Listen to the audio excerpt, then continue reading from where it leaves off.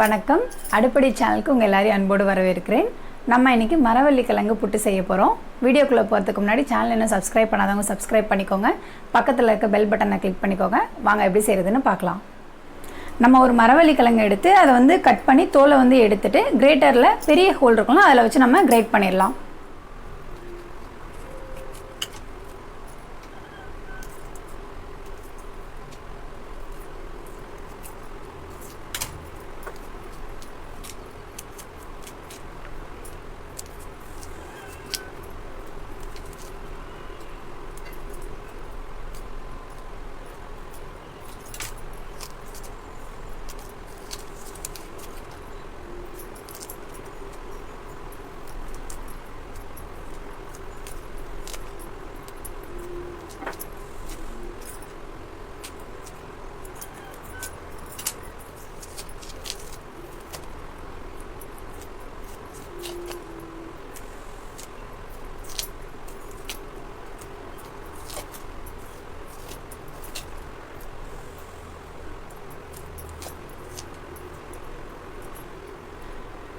Okay,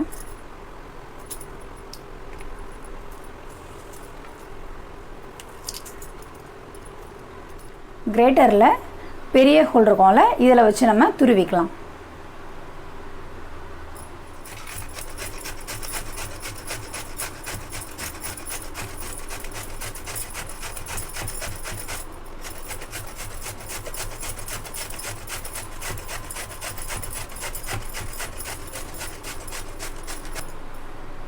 நம்ம கிழங்கு இப்போ துருவிட்டோம். இப்போ இதில் லேசாக உப்பு போட்டு கலந்துடலாம். துருவினதை வேறு ஒரு பாத்திரத்தில் மாற்றிக்கலாம்.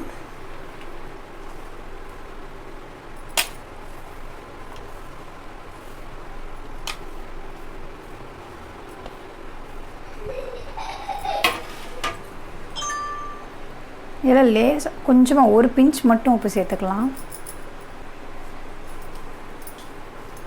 நல்லா கலந்துப்போம்.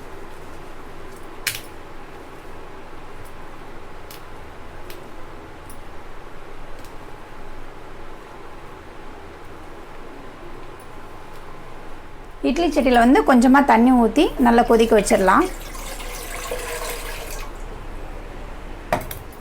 இட்லி தட்டில் லேசாக நெய் தடவிக்கலாம், அப்போ தான் ஒட்டாமல் வரும்.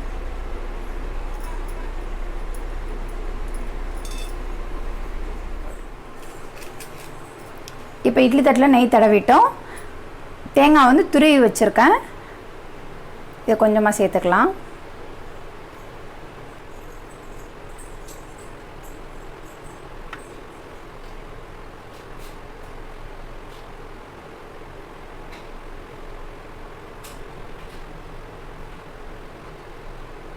இப்போ இதுக்கு மேலே துருவி வச்சுருக்க கிழங்கு சேர்த்துக்கலாம்.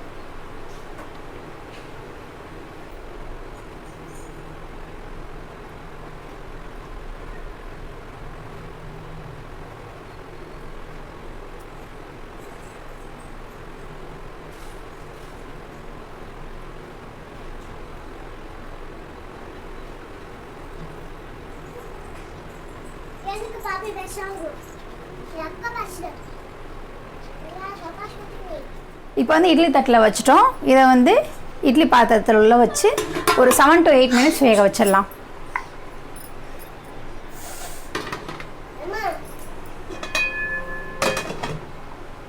இப்போ 8 நிமிஷம் ஆயிடுச்சு, எடுத்துடலாம். நல்ல மாவு மாதிரி ஆயிடுச்சு. எடுத்து வேற ஒரு பிளேட்டில் வச்சு சர்வ் பண்ணிடலாம்.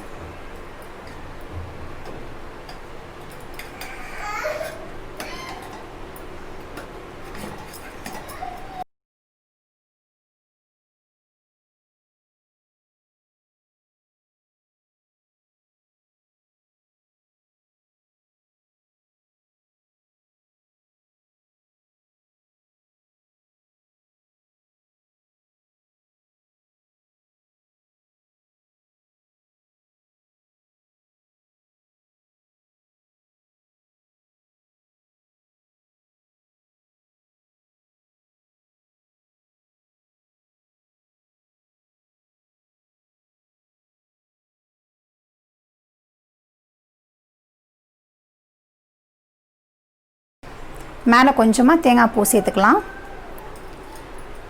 கொஞ்சமாக நாட்டு சர்க்கரை சேர்த்துக்கலாம். நாட்டு சர்க்கரைக்கு பதில் வெள்ளை ஜீனியும் சேர்த்துக்கலாம்.